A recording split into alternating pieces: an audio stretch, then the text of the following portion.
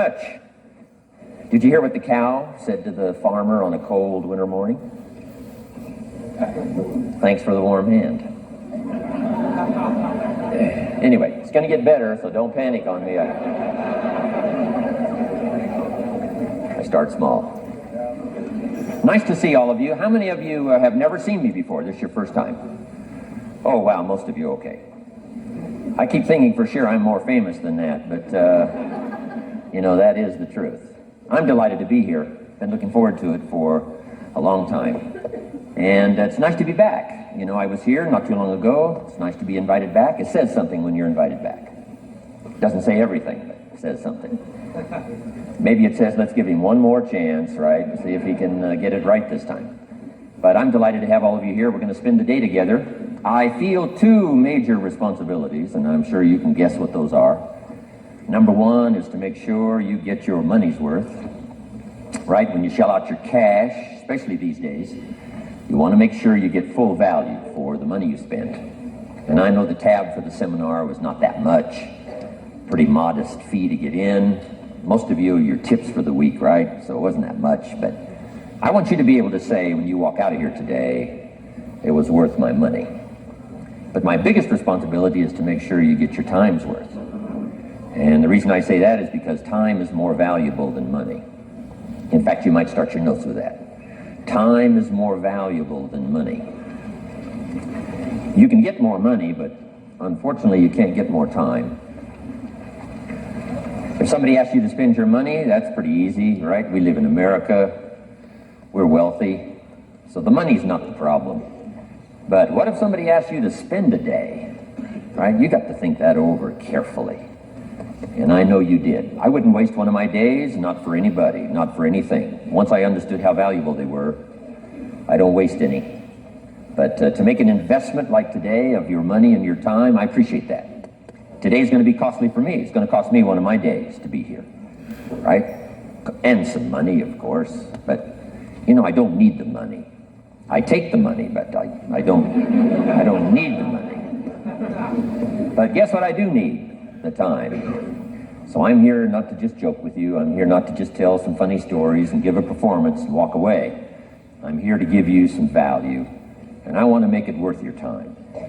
I'm going to invest a day. You're going to invest a day. Let's get the most out of it and see what we can walk away with today.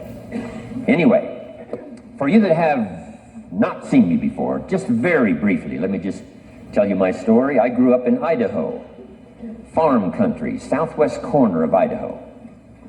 In fact, my father still lives on the old homestead where I grew up. He'll be 89 his next birthday. He still hasn't retired. I'm proud of my dad. He's never been ill. He's really something. I'm trying to get him to retire this year, 88. I'm telling my father, what a good year to retire when you're 88. And he says, hey, talk to me in 10 years, right? I might be ready. But anyway, I went to high school. I graduated. I went to college 1 year. Halfway through my second year of college, I decided I was smart enough, so I quit. One of my major mistakes. I should have stayed in school. But I thought, heck, you know, I'm smart enough to get a job. That's what life's all about, right? Get a job, pay your bills, work hard, stay out of trouble, keep your fingers crossed, hope for the best. And I figured I was at least prepared to do that. So I quit college and went to work. A little while later, got married, got my little family going, and I'm out there doing what I thought was the best I could. But about age 25, I'm starting to struggle. I've purchased a little more than I can conveniently pay for on time, and the creditors are starting to call saying, hey, you told us the check was in the mail, what's the deal? And I'm getting embarrassed by that. I'm also embarrassed, big mouth me, with all the fancy promises I made to get married. I'm way behind on those promises, and I'm getting discouraged, wondering what to do. And I thought, well, maybe I should go back to school, right? 1 year of college, pretty short on an application. But, you know, tough to go back to school, right? Especially when you got your family going. Time to stay is when you're there. So I discounted that. I thought, well, if I, you know, had my own business, that would be the way to go. But, you know, I'm short on money, too much month at the end of the money. If you've ever been there, that's where I was, age 25. So I had to discount that, and I'm discouraged, wondering, where do I go from here? And then the miracle happened for me. Good fortune came my way. And who can explain good fortune? I don't know. Remarkable things that happen to you at a particular time. Sometimes it's just unexplainable how those things happen. One of my friends says, well, hey, things don't just happen. Things happen just. Another good note for your notes. Things don't just happen. Things happen just. And maybe that's it. I don't know. I'm an amateur on life, I guess like most of us are, trying to figure it out, how to make it valuable. But I was ready. And my good fortune was, at age 25, I met a very wealthy man. His name was Mr. Schoaf, Mr. Earl Schoaf. A friend of mine had gone to work for him, and he started telling me about this man. He said, you got to meet this man I've gone to work for. He's wealthy, but he's easy to talk to. And he's got a unique philosophy of life. And the more he kept talking about this man, I thought, well, I've got to meet this man. So sure enough, shortly after that, I had a chance to meet this remarkable wealthy man, and I was impressed. He was wealthy. Sure enough, he was easy to talk to. I was so intrigued, within a few minutes, I said to myself, if I could be like him, farm boy from Idaho, if I could be like him, I'd give anything. And then I thought, if I could just get around somebody like him, and if he would teach me what to do, I would be willing to learn. I'm coachable.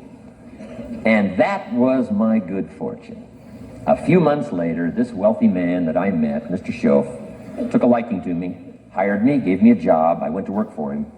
And I spent the next 5 years in his employ. And then, unfortunately, he died at the end of that period, at age 49. His last 5 years, but the first 5 years of my new life, I got to spend with this remarkable man, and my dream came true. He coached me, he taught me. He taught me the books to read. He taught me the disciplines. He taught me the changes to make in my language and personality. And the things he shared with me during that 5 years literally changed my life, turned my life around, changed my income, changed my bank account, changed my future, changed everything. I've never been the same since that unique experience. And I wish he was still alive today, Mr. Schoaf. I'm sure if he was alive today, especially after this seminar, Idaho Farm Boy makes it to Dallas-Fort Worth, full house, standing room only.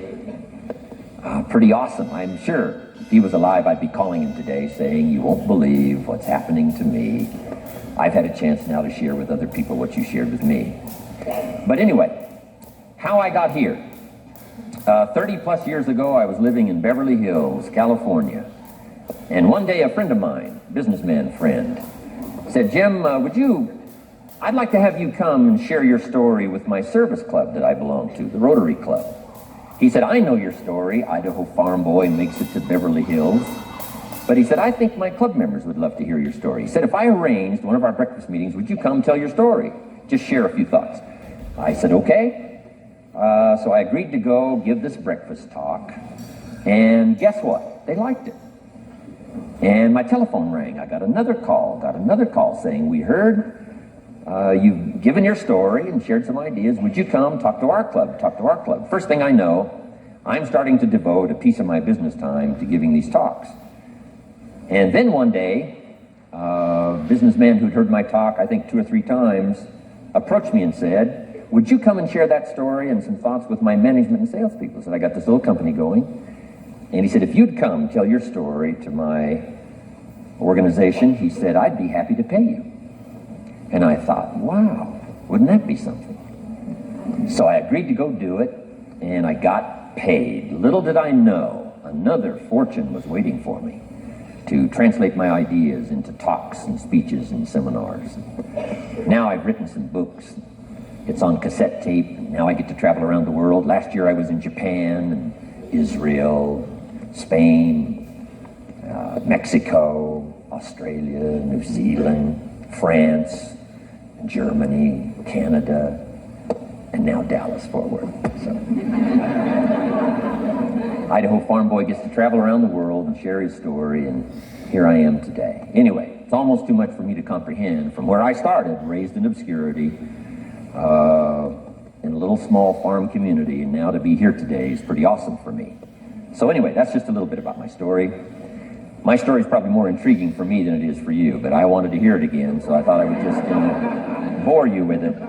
Anyway, I don't ask you to be impressed today. I'm the one that's impressed from where I came from to have a chance. But that's the American dream, right? Come true. Chance to start from scratch, start from obscurity, start with pennies, start with nothing, and have a chance to transform your life, change your life, set your goals, and see what you can accomplish. So anyway, that's how I got here. And I'm just delighted that this day has arrived, and I truly want to make it valuable for you. Let's go to work. Here's what I hope you'll find out of this seminar today. For your notes, here's what I hope you'll find. Number one, sincerity. Above all else today, I hope you'll find me sincere. Best place for people to start to communicate is sincerity on both sides. I'm sure you're sincere or you wouldn't be here today, right? To spend this kind of money, to spend this kind of time, roll up your sleeves today, go to work like I am, and get this message. You've got to be sincere. So I assume you're sincere. Now I want you to see me sincere. But I've got a good note for you to make. Sincerity is not a test of truth. Important note to make. Sincerity is not a test of truth. We must not make the mistake of saying he must be right, he's so sincere. That would be a mistake. And here's why. It's possible to be sincerely wrong. So we don't mistake sincerity for truth, right? Sincerity is only a test of sincerity. Truth has to yet be tested by truth, okay? But hopefully you will find me sincere and truthful. Next, a combination of things I hope you'll find here today. Ideas plus inspiration. Ideas plus inspiration. Ideas, business ideas, and social ideas, and personal ideas. We all need ideas, right? How to have a good day ideas, how to have a good year ideas, how to have your best year ever ideas, good health ideas, personal relationship ideas, how to deal with your family ideas, sales management ideas, financial freedom for the future ideas. We all need good ideas. So today, I hope you gather up by notes and by what you can remember a lot of ideas. I want to share as many with you as I possibly can in the time constraints we have. Today is going to go very rapidly. I used to think a day like this was a long day. Found out it's a pretty short day. But I'm going to go as fast as I can, share with you as many ideas as I possibly can. And here's why. Ideas can be life-changing. Ideas can be life-changing. And sometimes all you need is just one more in a series of good ideas. It's like dialing the numbers into the lock, right? You got 5 or 6 numbers dialed into the lock. The lock still won't come open, but you don't need 5 or 6 more numbers. Maybe you just need one more. And maybe a seminar like this could do it. A sermon could do it. The lyrics from a song could do it. The dialogue from a movie could do it. Conversation with a friend might do it. That one last piece you need, number. Dial it into the lock, that's it. The lock comes open, there's the door for you to walk through. And maybe this seminar today could furnish that for you. One more idea. I know you've come with a lot already. Sometimes we get the impression, I used to have that I only had this much going for me and I needed this much. Usually not true. And I'm sure not true of this audience, where I find you today, as well dressed as you look today. You know, as fine as you are sitting here today, it isn't that, you've got this much going for you and you need this much.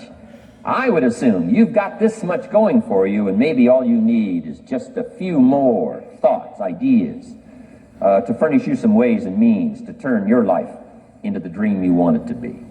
So, ideas. The seminar is going to be loaded with ideas. I want you to take good notes. But here's what else I hope you'll find here today, and that is inspiration. And who knows the mystery of inspiration? Why some people are inspired and some are not? You were inspired to get here, some were not. Who knows the mystery of that? I don't know. How come you made it? The rest of them didn't make it. We don't know what that mystery is. Some people turned it down. Some people said it cost too much. Some people said it's going to take too much time. Some people are too busy, right? A lot of different excuses why some are inspired to take advantage of something that comes to town. Others pass it up. We don't know the mystery to that. Here's what I call it, mysteries of the mind. And I just leave it at that. Some things I don't try to figure out. I take the simple approach now. right? Some people do and some people don't. I mean, that's about as profound as my philosophy is. Some buy and some don't buy. Some go for it and some don't. Some change and some don't. And if you've been around for a while, you can usually work out the numbers, right? Out of 10, 3 do, 7 don't. Whatever business you're involved in, pretty soon you got this ratio going. The ones that do, the ones that don't. You say, well, why don't the ones that don't, how come they don't? We don't know. I just leave it as a mystery. I used to try to understand all that. I just take the simple approach now. The guy says, this happens to me, this happens to me, this goes wrong for me, and all this stuff goes wrong for me. How come all this stuff happens to me? I say, I don't know, it beats me. The best I've been able to figure out is those kind of things always happen to people like you. I mean, right? That's the best I got. I don't know. I'm an amateur on this stuff. What do I know? So, just take the simple approach, right? That's how it is. Who knows? Interesting story says, the day the Christian church was started. Now, I'm an amateur on the Bible, but best account I can remember, the day the Christian church was started, a magnificent sermon was preached. Great presentation. And if you're a student at all of good communication, it was one of the classic presentations of all times. The sermon, first day the Christian church was started. And it said this sermon, this presentation was given to a multitude, meaning a lot of people. But it was interesting, as the account gives us, the record, it says, when the sermon was finished, there was a variety of reaction to the same sermon. Isn't that fascinating? I find it fascinating. It said some that heard this presentation were perplexed. And I read the presentation, it sounded pretty straightforward to me. I said, why would somebody be perplexed with a good, sincere, straightforward presentation? Best answer I've got, they are the perplexed. I mean, what other explanation is there? It doesn't matter who's preaching. Right? It said some that heard this presentation mocked and laughed, made fun of the presentation. I thought, hey, this looks pretty sincere to me. If you give a sincere, honest presentation, why would somebody mock and laugh? Easy explanation. They are the mockers and the laughers. What else would you expect them to do? Right? I used to try to straighten all that out. Say, well, they shouldn't do that. I don't do that anymore. I've got peace of mind now. I can sleep like a baby, not try to straighten all this stuff out. I used to be so naive. I used to say, well, liars shouldn't lie. Say, how naive can you be? Of course they're supposed to lie. That's why we call them liars. They lie. They lie. So I don't straighten this stuff out anymore. Anyway, it said some that heard this magnificent presentation didn't know what was going on. And they're usually easy to spot. They're usually saying, what's going on, right? I mean, they don't know what's going on. But interesting, right? A variety of reaction to the same sincere, honest presentation. Now, it also says, in wrapping it up, some that heard the presentation believed. And I think that's who the speaker was looking for, the believers. Interesting. Now, it said the number of believers was about 3,000. So, pretty good first day. 3,000. I've had some first days, but I never had 3,000. But anyway, 3,000 were believers. And that's, the speaker was looking for the believers out of this multitude. And that's about as close as we can come to understanding the mystery. Some believe, and some mock, and some laugh, and some are perplexed, and some don't know what's going on. And you just have to leave it that way. Why? Because that's the way it's going to be. The way to be brilliant is to find out how it's going to be and then say, here's how it should be. I mean, that's how you become brilliant. So, anyway, who knows the mystery? I call it mysteries of the mind. We don't understand. But I don't try to change it anymore. On this particular story, as far as we know, they didn't have classes after the presentation to try to de-perplex the perplexed. I mean, as far as we know, they left them perplexed. They left the mockers mocking. They let the laughers laugh. I mean, they didn't come back and try to straighten all this out. You say, well, how can you build a church? Well, make another presentation, and you'll get some believers and some mockers and some laughers and some who don't know what's going on. So that's about the best we can do. So, but I'm glad I've got the believers here today. You believed enough to shell out your cash and part with your time and some of your effort and energy, and I appreciate that. So, hopefully you'll find some inspiration here today.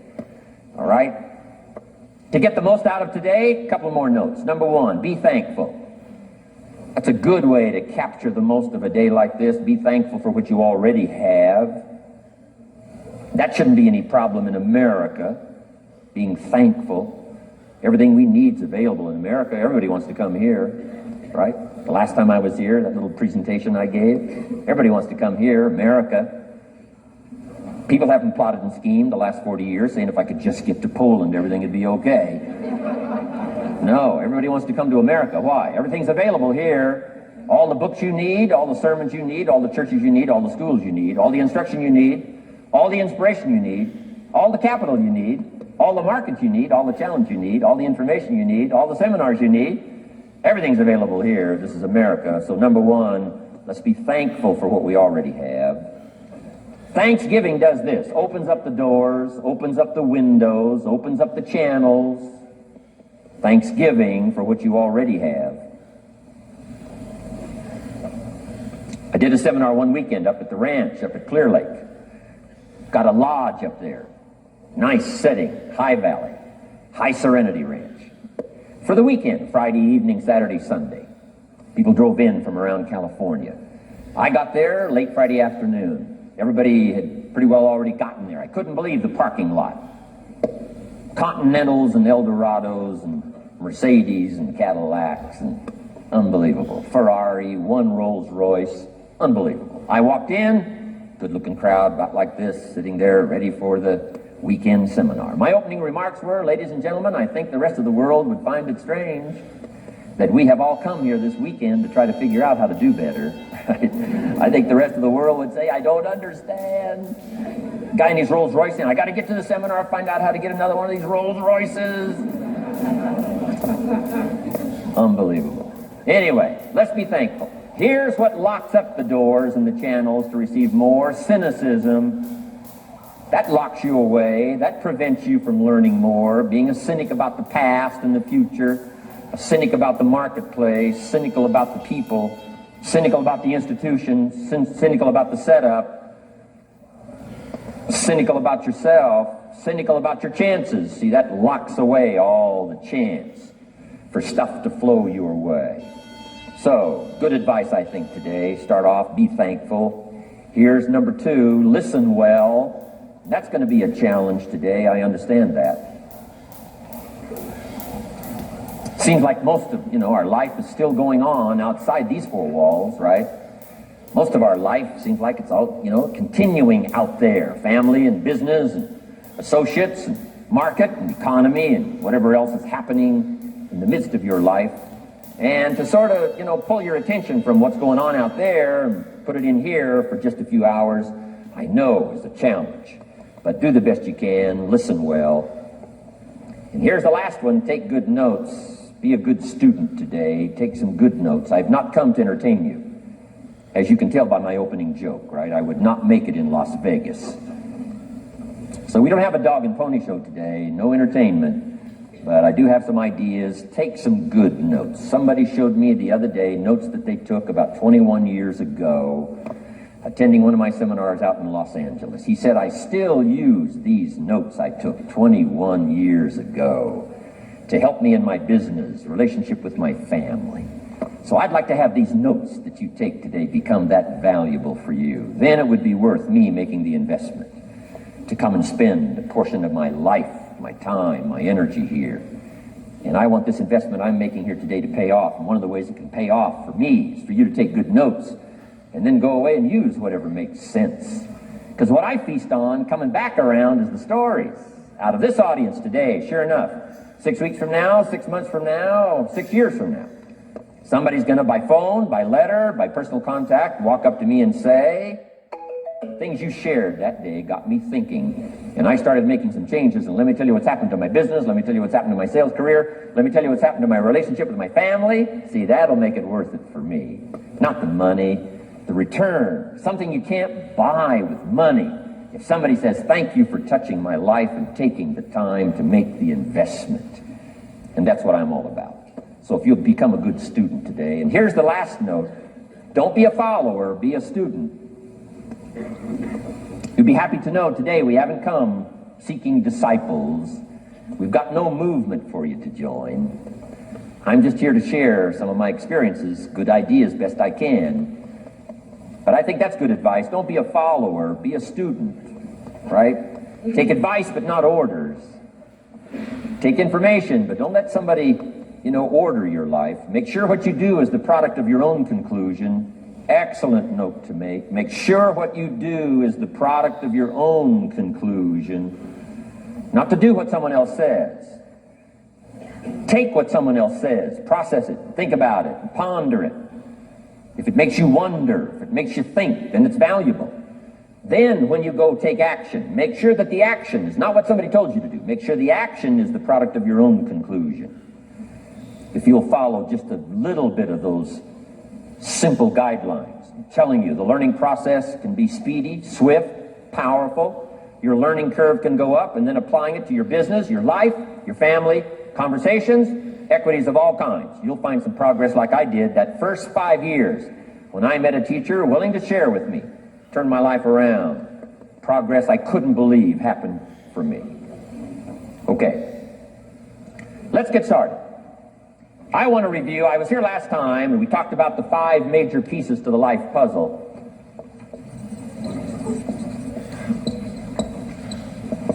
And I just want to review those because it lays such a good foundation for all the rest that I want to share with you today. We got a lot of subjects to cover, so we're going to go rather swiftly, okay? Put on your mental track shoes here and run with me today, because I'm going to deal mostly in concepts. Expect you to, fill in a lot of the details, because I got a lot to share. I want to get through it all. But let's lay this foundation again of the 5 major pieces. Happens to be the title of my latest book. But I think it is so valuable in laying a foundation. It's some of the things I learned between ages 25 and 30. The teacher who taught me so well. He dealt in these fundamentals, we call these. Fundamentals. We call these basics. Basics for sports, fundamentals for sports, fundamentals for your business, fundamentals for the way you deal with your family, a few simple things. A few basic things that if you practice every day can make all the difference in the world, how it works out. I boiled it down to 5 major pieces to the life puzzle. Let's just review those. Number 1 is philosophy. Philosophy, as I taught the last time I was here, philosophy, in my personal opinion, is the major determining factor in how your life works out. Philosophy, the major determining factor in how your life works out. Philosophy. To form our philosophy, you got to think. You got to use your mind. You got to process ideas. And this whole process over a lifetime, starting way back here when we were children, schools that we've attended, our parents, our experiences, all this stuff that we've processed by the thinking process helps to develop our philosophy. And in my opinion, each person's personal philosophy is the major factor in how your life works out. Here's what I called it in that last presentation when I was here. It's called the set of the sail. Each person's personal philosophy is like the set of the sail. Now, I used to think it was circumstances that ordered my life. If someone would have asked me at age 25, Mr. Rohn, how come you're not doing well? Pennies in your pocket, creditors calling, nothing in the bank, behind on your promises to your family, you live in America, 25 years old, got a beautiful family, every reason to do well, and things are not going that well for you. What is wrong here? It would not have occurred to me to blame my philosophy. It would not have occurred to me. Saying, well, I got this lousy philosophy, and that's how come I got pennies in my pocket and nothing in the bank, and things aren't working well. That would not have occurred to me. I found it much easier to blame the government. Much easier to blame the tax problem. I used to say taxes are too high.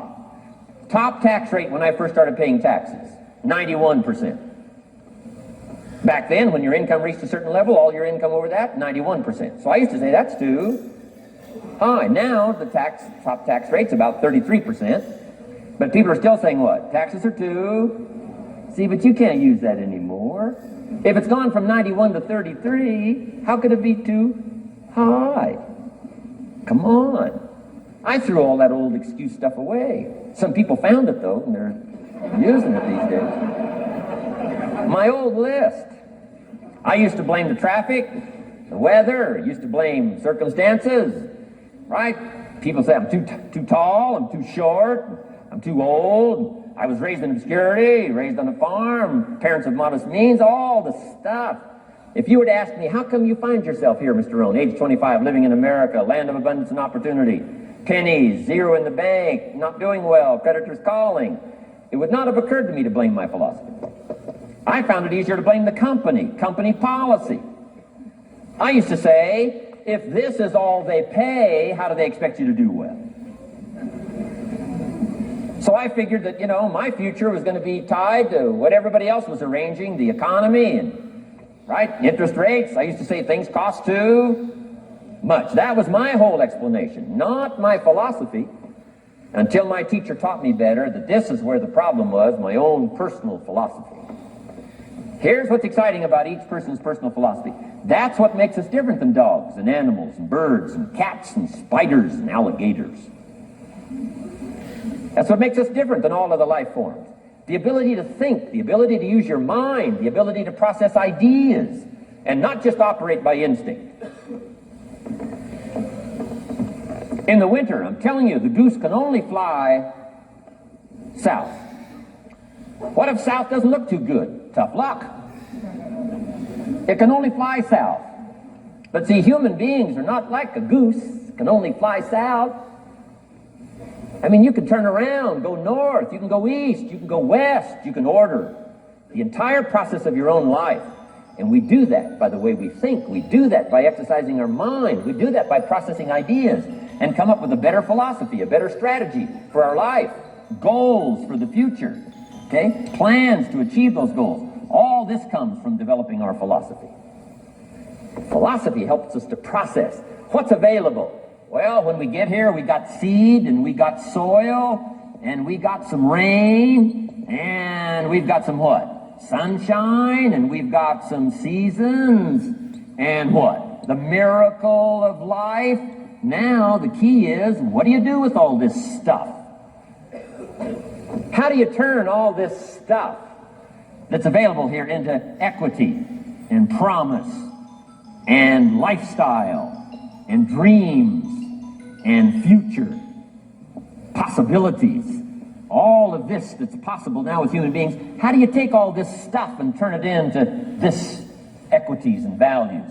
Well, it starts with philosophy. What is the seed? What is the soil? What is the sunshine? What is the rain? Is it possible to take some of each of all the stuff that's available and turn it into food and turn it into value and turn it into nourishment and turn it into something spectacular and unique that no other life form can do? And the answer is yes.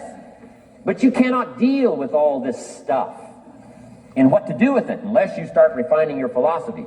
Think, use your mind, come up with ideas, and strengthen your philosophy.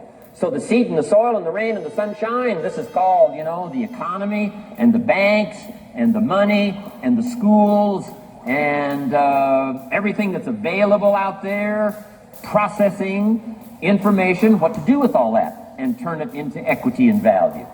That is the major challenge of life, my personal opinion. So each person's personal philosophy now is going to determine what you're going to do with seed and soil and sunshine and rain and miracle, the change of seasons. That's it. My personal opinion. Each person's personal philosophy is like the set of the sail. That's what this seminar is for today. Help you to trim a better sail. You don't need a better economy. You don't need better seed and soil. In fact, when it comes to seed and soil and rain and sunshine and seasons and the miracle of life, that's all you got. Now, what if you blame this stuff? Then you're blaming all you got. If you blame the economy, and you blame the schools, and you blame the teachers, and you blame the sermons and the preachers, and you blame, the marketplace, and you blame the company and company policy, what else is there? When some people get through with their blame list, there isn't nothing else. That's all there is. And if you blame the only thing you've got to work with, I'm telling you, it's called mistake colossal. In not understanding that that's all you've got to work with. And if this is all you've got to work with, then you don't change the seed, and you don't change the soil, and you don't change the rain, and you don't change the sunshine, you don't change the seasons. Right? Guy says, I'll take 3 springs, 4 summers, 9 falls, no winters. And no, you can't fool with this stuff. You got to take it like it comes. Then what do you change to make your life work well? You got to start with your philosophy. Guess what I had to do at age 25 in order to change my own future? I had to change my mind. I had to change my thinking. I had to change my philosophy. I was messed up on what was causing my problem. And once I got that straightened out, that all the stuff I blamed, the government and taxes and the marketplace and the economy and things cost too much, negative relatives, cynical neighbors, once I got rid of that and started going for where the real problem was, which was me, I'm telling you, my life exploded into change. My bank account changed immediately. My income changed immediately. My whole life took on a whole new look and color immediately. And the early results I got from making these philosophical changes tasted so good, I've never stopped the process from that day until this. And I'm telling you, with a little consideration of the refinement of your sail, by setting a better sail, refining your philosophy, your whole life can start to change from today on. You don't have to wait till tomorrow. You don't have to wait till next month. You don't have to wait till spring. You don't have to wait till 93. You can start this whole process immediately. I recommend it. Now, some people do so little thinking, they don't even have their sail up. I mean, you can imagine where they're going to wind up at the end of this week, at the end of this month, at the end of this year. Now's the chance to change, process all this information.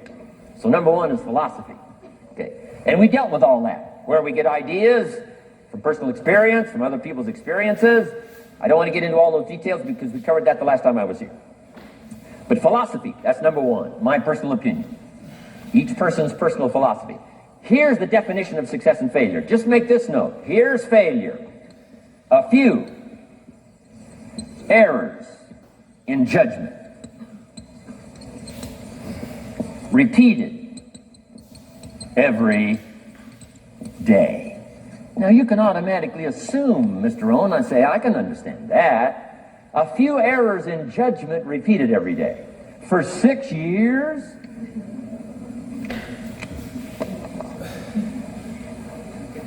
I'm with my father. I think I told this story the last time I was here. My father, 88 years old, he's never been ill, still hasn't retired. Not long ago, midnight, we're getting ready to go to bed. We've drilled a new well, got some extra water, got some more acres going, he's all excited. At midnight, we're getting ready to go to bed. My father's eating what he calls his midnight snack. A little bite to eat before he go to bed. Don't have to go to bed hungry. And I'm watching him eat this midnight snack. Guess what he had? An apple, a few graham crackers, and a glass of grapefruit juice. I said, no wonder my father's so healthy. My mom taught us all those good health practices. Taught me when I'm growing up, right? I'm an only child. I've never been ill. Passed the big 5-0 some time ago. My 2 daughters, 32, 33, never been ill. My grandkids, never been ill. I'm telling you, the legacy lingers on. As I watched my father have this midnight snack, suddenly occurred to me.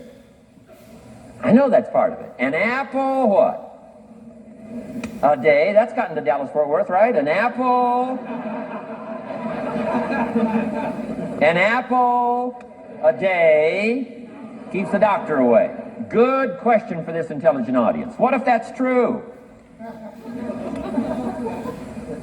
You say, well, Mr. Rohn, if that's true, that would be easy to do. Then what's the problem? It's easy not to do. It's easy not to adopt it as your own personal philosophy. Or the guy messed up the saying. Guy says a Hershey bar a day. Say, no. You've been watching too much television.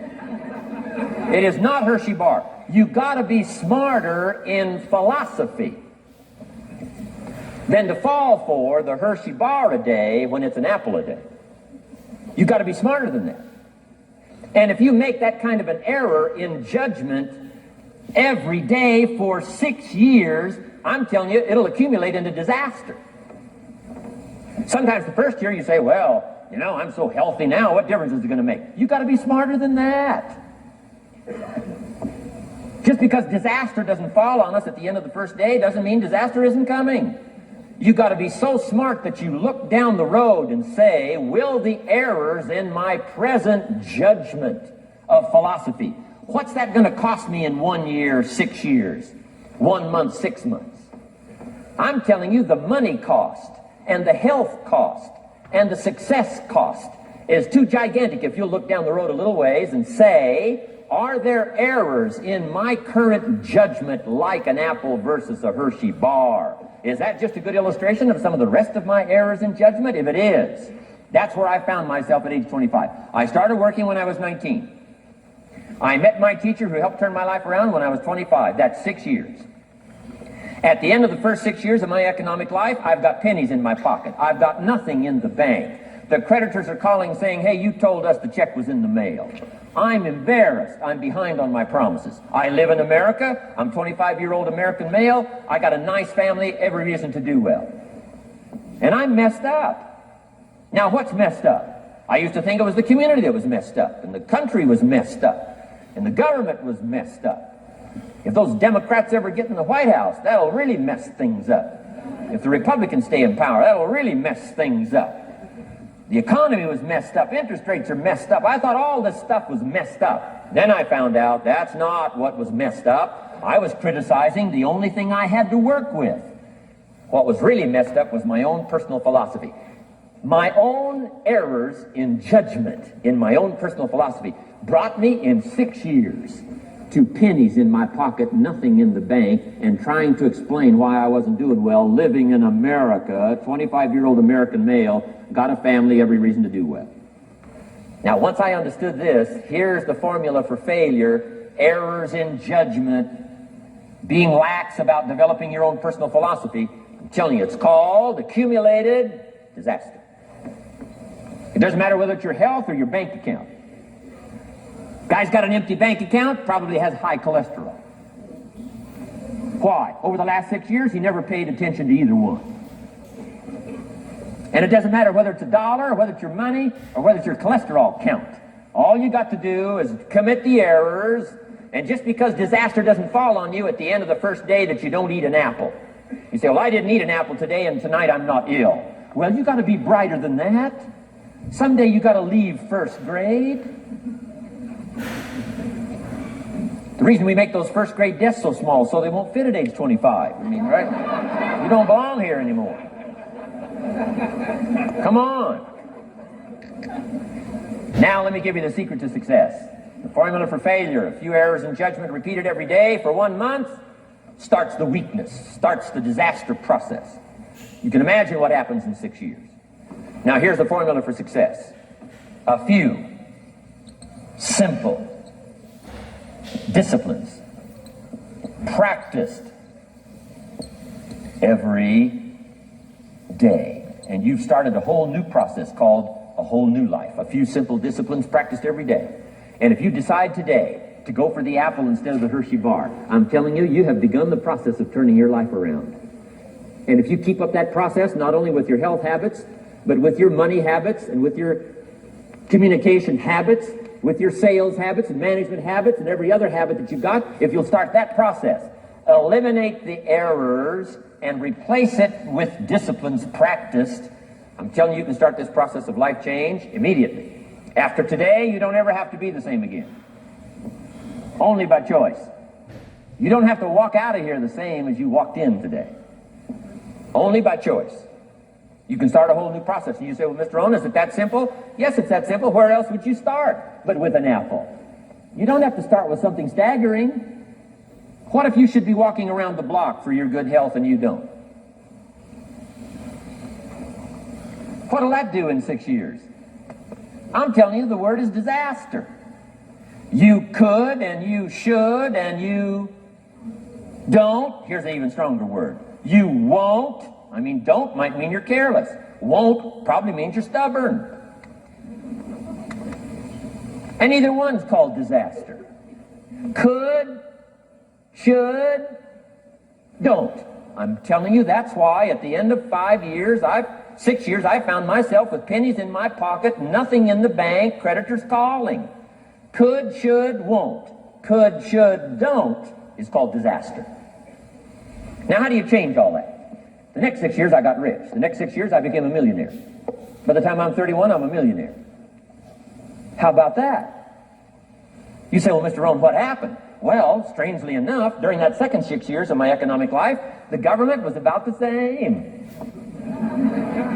I'm telling you, taxes were about the same. My negative relatives were the same. I'm telling you, the economy was about the same, and prices were about the same, and everything else was about the same. Circumstances were about the same. Then how come I got rich? How come I totally changed my life? I was not the same. Somebody says, well, what did you go to work on to do all that? I started with my philosophy. I started amending my errors by doing some better thinking, changing my mind, coming up with ideas that I didn't have before I met my teacher. And once that whole process started for me, I'm telling you, I changed my whole life. Within a 6-year period, I was never the same. And I've kept up that process all these years. One of the reasons why I'm here is to continue my craft. I don't want the day to come someday somebody says, you should have heard Jim Rohn 10 years ago when he was really terrific. Guess what I want people to say? I heard him 10 years ago, but you should hear him now. I'm telling you the man works on his craft. I'm telling you the man's done some extra reading. I'm telling you the man doesn't miss a trick. I'm telling you he's worked hard on himself. That's why he's able to deliver like he does. The same thing can happen for you as a teenager. It can happen to you as a mother, as a father, as a business person, as a salesperson, running a business. Doesn't matter. Management, wherever you find yourself.